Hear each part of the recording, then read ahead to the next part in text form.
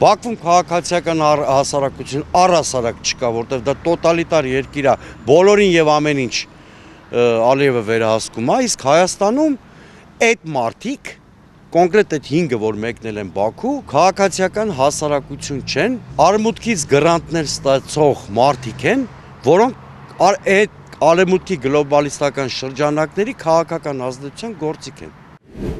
Խաղաղության կամուրջ կոչվող նախաձեռնության շրջանակում Բաքու մեկնած հայ պատվիրակներից մեկը պատմում է, որ Երևանում ծնված շատ լավ հայերեն խոսող ադրբեջանցի կնոջ է հանդիպել, խոսել ու նրա աչքերում ինչ-որ կարոտ է տեսել։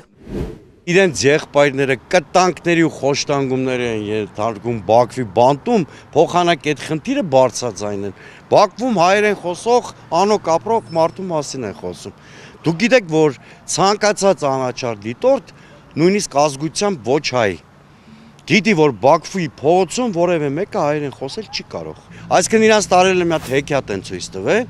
իրենց մի հատ շատ սիրուն հեքիաթ են Պրյանիկով պատմել, իրանք որոշել են առանց Պրյանիկի այդ հեքիաթը մատուցեն Հայաստանի հասարակությանը։